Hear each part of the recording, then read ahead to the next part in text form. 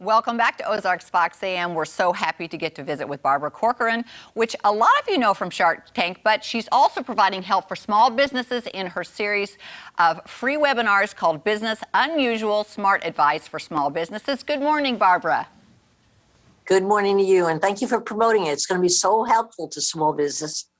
Well, thank you for doing it. I'm sure they're very thankful that you are doing this because there are so many changes right now with shortages.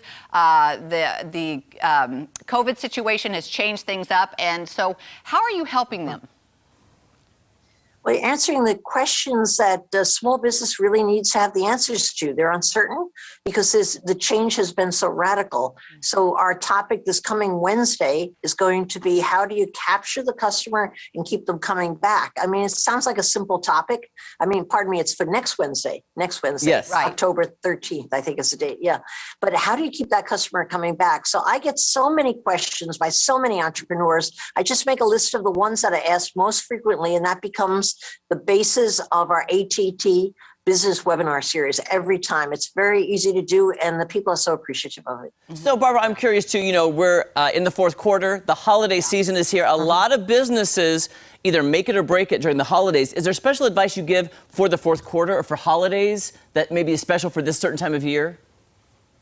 Yeah, it takes a business to succeed today. They usually have either product or a service. The great majority of new businesses have product. They have to order way, way early because shipping is a issue that they are having a hard time getting around. And I'm constantly talking small business into over ordering, because by over ordering, they can actually supply people with what they want at Christmas. Most entrepreneurs believe that people will wait. They will not wait. Christmas is such an important season. For most businesses, it represents 40% of their sales, and they have to be ordering way early to get ahead of the curve. And buyers will pay more, by the way, and pay for the extra shipping. No issue, and yet entrepreneurs are afraid of charging it all the time. Okay, so buyers don't mind to pay the extra, because I know that they do not. Businesses are having to pay more for the shipping and that sort of thing. So, and the high cost of labor. So the small business, what can they do? Customer service is so important. Is that an advantage they might have over the big box stores? Let me tell you, nothing is more alluring than feeling like you're buying from not a company, but an individual. So even for the big box stores, when they have an individual who's their spokesperson or front and forward on their websites, their sales immediately do better because people trust people. They don't trust big businesses. If you're legitimately a tiny business and you are the business, or you're working with a handful of people, customers love that. They feel like they're investing in you almost. And if you have a cause, some do-good thing that you can do with every purchase that's made, people are going to spend more money. It used to be an extra. Today, it's the norm. So small business has a huge advantage, direct answer to your question, over large business because they are small.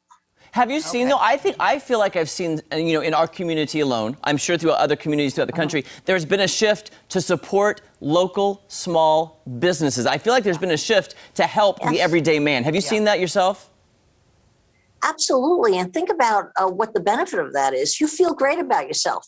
You keep that guy on Main Street who you know has struggled through the pandemic in business, and you give him your trade intentionally. You're a do-good person. And if there's one thing the pandemic brought out that was very, very good, I think a long-term benefit, is people put more value on kindness and being nice. And that certainly translates very well to helping small business. Absolutely, you're right on that. Yeah, if there's a silver lining to all of this, I think that's it. It's neighbors helping neighbors. It's more of a small community kind of, everybody's just working together to help each other out. I do love that. Yeah.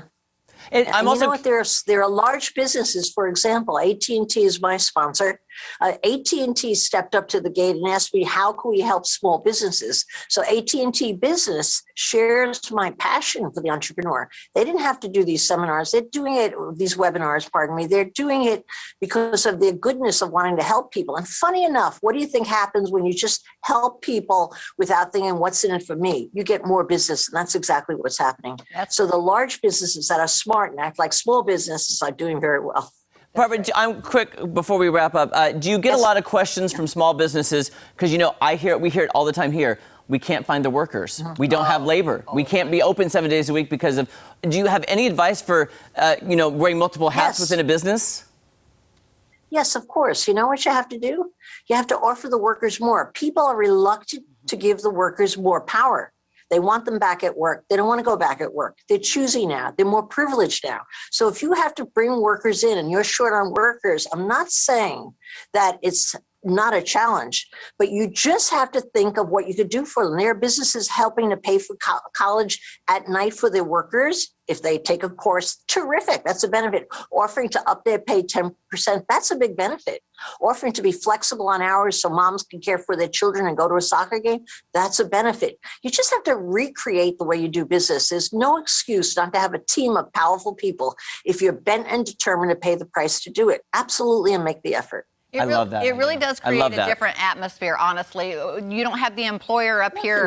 You've got the worker. Without the worker, you don't have the business. So everybody has to work together and at kind of an equal opportunity for this to get out and it to get done. You know, the key to why I built such a huge business wasn't because I was smarter than the next guy. It was because I knew who was in charge. I would kill myself for my workers, whatever they want. What could I do lately? How can I make it better? How could I make it better? I never once thought of myself, and what do you think my workers did? They rose, they pushed me up and carried me up the hill. They were phenomenal. People love being appreciated. Yeah. So if you could get that messaging out, they pay you back 100 times over. It's essential to business and so easy to do once you're onto it. Barbara, you are so smart. I've learned so much today. Yeah. And if people want to sign up for the free webinar, again, it's next Wednesday. How can they sign in to join your webinars?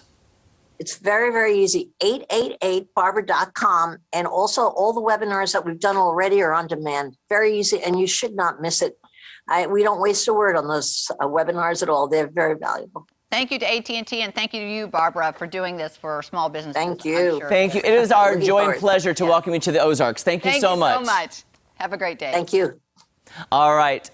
Coming up is Got You Covered. Are you ready to play? I'm ready. Yes. Don't go anywhere. We'll be right back. She is so beautiful and smart. Isn't she? I was just mesmerized by her. I was, and I love what she's doing. So good.